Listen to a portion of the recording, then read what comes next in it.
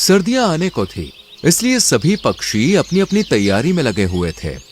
कदम कदम बढ़ाए जा, खुशी के गीत गाए जा, कदम कदम बढ़ाए जा। क्या बात है चिंकी, आज तो बहुत खुश लग रही है।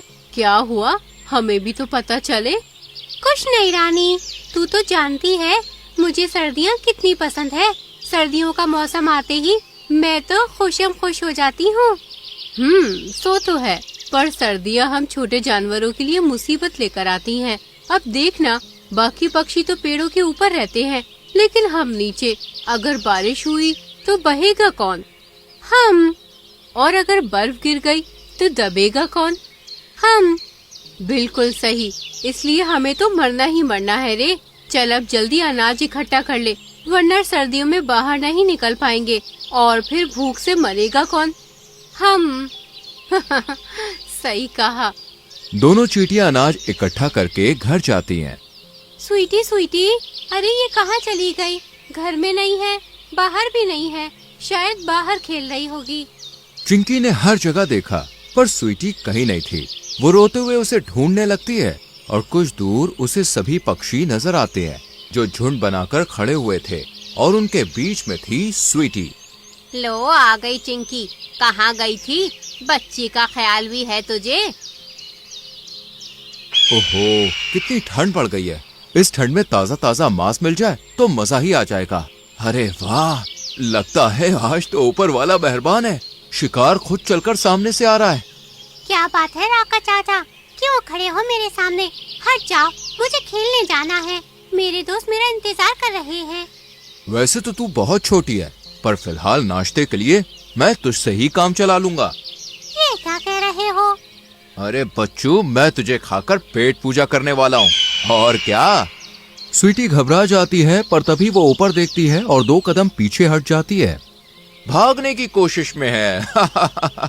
मुझसे बचकर कहाँ जाएगी। इतने में राका के सर पर एक बड़ा सा नारियल गिरता है। राका के बच्चे, इतनी बार तुझे धोया पर तू नहीं सुधरेगा। बच्ची पर नजर भी उठाई ना तो सोच लेना बाहर फेंकवा दूंगी। मैंने तो राजा जी से शिकायत भी कर दी है मीनू मौसी, अब ये राका नहीं बचेगा। अरे गलती हो गई, माफ कर दो, दोबारा ऐसी गलती नहीं होगी। इतना कहकर राका वहाँ से भाग जाता है। शुक्र है आप सब मौके पर पहुँच गए और मेरी बच्ची को बचा लिया, वरना ना जाने आज क्या होता।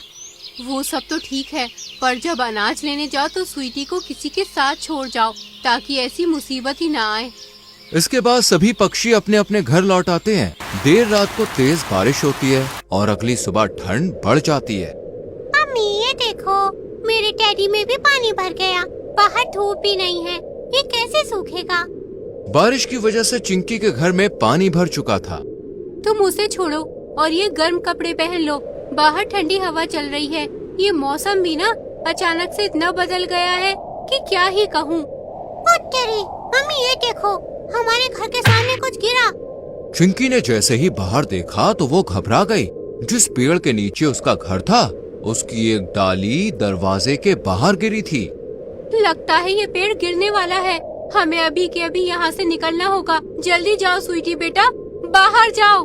चिंकी के निकलते ही एक बड़ी सी डाली उसके पूरे घर को तोड़ देती है और फिर आ रही हूँ, रुको तो। अरे चिंकी, क्या हुआ? सब ठीक तो है? कहाँ रानू? कुछ भी ठीक नहीं है। हमारा घर दब गया, अब मुझे दूसरा घर बनाना है, पर तब तक स्वीटी को बाहर नहीं रख सकती। बहुत ठंड है बाहर, क्या तुम इसे अपने घर में रखोगी? ये भी कोई पूछने वाली बात है, जरूर रखूंगी। स्वीटी को रानू के घर छोड़कर चिंकी घर बनाने के लिए कुछ जरूरी सामान और अनाज ले आती है और शाम तक अपना घर तैयार कर लेती है। कुछ दिन तो दोनों आराम से घर में रहती हैं, लेकिन अब ठंड पहले से बहुत ज्यादा बढ़ चुकी थी। मुझे तो लग रहा है मौसी आज रात बर्फबारी होगी। सही कहा कालू भैया, इसलिए तो मैंने अपना घर मजबूत और पक्का कर लिया है। मैंने तो इस बार कपास से अपना घर बनाया है ताकि बिल्कुल भी सर्दी न लगे। मैंने तो लकड़ियों का ही घर बनाया है मौसी, और सच कहूँ तो उसमें भी सर्दी लगती है, पर अब क्या करूँ, अब तो घर बनाने के लिए कोई सामान भी नहीं मिलेगा। ऊपर से इतनी सर्दी है कि हाथ पैर हिलाने को मन भी नहीं करता। बात तो सही है तेरी, लेकिन तू चिंता क्यों करती है? तेरे पास ही रानू और कालू है, जब मन हो इनसे मदद मांग लियो। हाँ हाँ, क्यों नहीं। बातें खत्म करके सभी पक्षी सोने चले जाते हैं, लेकिन आधी रात को मम्मी, बहुत ठंड लग रही है, मुझे और कंबल उड़ा दो। हाँ हाँ बेटा, ये लो। ये ठंड अचानक से इतनी कैसे बढ़ गई? शाम तक तो फिर भी मौसम ठीक था। लगता है हमारा घर बहुत ज्यादा कमजोर है। चिंकी खिड़की खोलकर बाहर देखती है, जहाँ बर्फ गिर रही थी। अच्छा, तो बर्फ गिर रही है, इसलिए इतनी सर्दी बढ़ गई है। ठंड तो मुझे भी लग रही है। एक तो हमारा घर भी इतना कमजोर है, ना जाने इस बार की सर्दियाँ कैसे कटेंगी। क्या बात है मम्मी? बाहर तो बर्फ गिर रही है। हाँ, लेकिन तुम कंबल में लिपटकर इधर उधर मत घूमो। चलो चुपचाप से सो जाओ। अगली सुबह जब सारे पक्षी उठे तो जंगल में चारों तरफ बर्फ ही बर्फ थी। रानी चींटी छींकते खांसते चिंकी के पास आती है। चिंकी, मेरा तो सर्दी के मारे बुरा हाल है। मुझे नहीं लगता इस बार की सर्दियों में मैं अपने घर में जिंदा रह पाऊंगी। मुझे भी कुछ ऐसा ही लग रहा है। कल सभी पक्षी अपने अपने घरों की बातें कर रहे थे। किसी ने कपास से घर बनाया है तो किसी ने गोबर से, पर हमारा घर तो लकड़ियों का ही है। सही कहा, अब हम इतने छोटे हैं तो उसी हिसाब से घर बना पाएंगे ना। पर एक बात कहूँ, तूने इग्लू के बारे में सुना है? मैंने सुना है रानी मौसी, वो तो सफेद सफेद होता है, बर्फ से बनता है। पर मैंने नहीं सुना, जरा साफ साफ बता। अरे इग्लू एक घर होता है जो बर्फ से बनता है। बर्फ की थोड़ी बड़ी बड़ी ईंट जैसी बनाकर उन्हें एक दूसरे के ऊपर लगाकर बनाते हैं। ये घर अंदर से जितना गर्म होता है, बाहर से उतना ही भव्य और पिघलता भी नहीं है। अरे वाह, मतलब हमें कपास गोबर की जरूरत ही नहीं है, इस बर्फ से ही घर बना सकते हैं। तो फिर, लेकिन इसके लिए हम बहुत छोटे हैं, हमें किसी पक्षी की मदद लेनी होगी। तो कालू भैया से मदद मांगते हैं, वो जरूर हमारी मदद कर देंगे। रानी और चिंकी कालू के घोंसले में पहुंचती हैं। कहीं इस चिंकी ने मौसी की बात को गंभीरता से तो नहीं ले लिया? मैं तो इसे अपने घर में नहीं रखूंगा। क्या हुआ कालू भैया? हमें देखते ही किस सोच में डूब गए? नहीं नहीं, ऐसा तो कुछ भी नहीं है। आओ ना, तुम बताओ कैसे आना हुआ? सब ठीक तो है? कुछ मदद चाहिए क्या? अरे वाह, आपको कैसे पता चला? असल में कालू भैया, रानी ने मुझे पगलू घर के बारे में बताया, वो बर्फ से बनता है। पगलू घर? कालू भैया, पगलू नहीं, इग्लू इग्लू। ये चिंकी गलत बोल गई। इग्लू? पर ये क्या होता है? रानू कालू को सब कुछ बताती है और कालू मन ही मन प्लान बनाता है। वाह, ये तो अच्छा हो जाएगा। इन दोनों की मदद से मैं उल्टा अपने लिए ही इग्लू पगलू जो भी है वो घर तैयार कर लूंगा और फिर तो मेरी सर्दियाँ मस्त कटेंगी। आहा, कालू तू कितना समझदार है। फिर से किस सोच में डूब गए कालू भैया? कुछ नहीं, चलो जल्दी से काम चालू कर देते हैं, वरना सर्दियाँ और बढ़ गई तो मुझसे काम नहीं होगा। हाँ।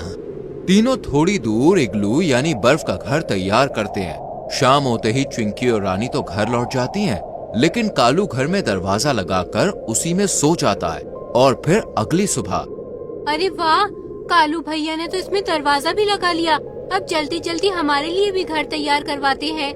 कालू भैया, ओ कालू भैया, दरवाजा खोलो। क्या है? हमारे लिए भी घर बनाना है ना, चलो जल्दी काम शुरू करते हैं। अरे पागल तो नहीं हो गई हो तुम दोनों? तुम्हारे लिए भला मैं क्यों मेहनत करूं? हो कौन तुम, मेरी रिश्तेदार या सगी संबंधी? जाओ, तुम जैसे पिद्दियों के लिए मैं काम नहीं करता। इतना कहकर कालू उनके मुंह पर दरवाजा बंद कर देता है। रानी, कालू भैया ने तो हमें धोखा दे दिया। हाँ, ये तो बहुत मतलबी निकला। चल अभी मीनू मौसी और बाकी पक्षियों को इसका कारनामा सुनाते हैं। दोनों पक्षियों से कालू की शिकायत करने चली जाती हैं। और इधर, ये अलग थलग सा किसका घर है? जिसका भी हो, लगता है आज तो मुझे शिकार मिल ही जाएगा। आज तो मैं पेट पूजा किए बिना नहीं जाऊंगा। राका कालू के घर के बाहर खड़ा होकर दरवाजा खटखटाता है। लगता है ये दोनों अभी भी यहीं हैं। इन्हें धक्के मारकर भगाना होगा, तभी इनकी अकल ठिकाने आएगी। कालू जैसे ही दरवाजा खोलता है, सामने राका बत्ती सी चमकाकर उस पर हमला कर देता है और उसे खाने लगता है। तभी यहाँ बाकी पक्षी चिंकी और रानी के साथ आते हैं। हे भगवान, राका ने तो कालू भैया को मार दिया। ये क्या हो गया कालू भैया के साथ? मम्मी, मुझसे ये सब नहीं देखा जा रहा। चिंकी, स्वीटी की आंखों पर हाथ रख लो, बच्ची है वो। मैं तो कहती हूँ इस राका को हमें जंगल से निकलवाना ही होगा। ये इसने बिल्कुल अच्छा नहीं किया। कालू हमारे जंगल में कब से था? पर था तो चालू ना, और आज उसे अपने किए की सजा मिल ही गई। सही कहा मीनू मौसी, हमारे साथ छल किया था, लो फल भी मिल गया। हमें ठंड से मारने चला था, अब खुद ही मर गया। अब जो भी हो, चलो उसे भगाते हैं। सभी पक्षी मिलकर राका को भगाते हैं और कालू के बचे कुचे शरीर का अंतिम संस्कार करते हैं। धीरे धीरे करके सर्दियाँ भी कम हो जाती हैं और चिंकी अपने उसी पुराने घर में स्वीटी के साथ खुशी खुशी रहने लगती है। तो दोस्तों, कैसी लगी आपको ये कहानी? पसंद आई हो तो कमेंट करके जरूर बताएं। वीडियो को लाइक और शेयर करके चैनल को सब्सक्राइब करें और बेल आइकॉन प्रेस करना बिल्कुल ना भूलें।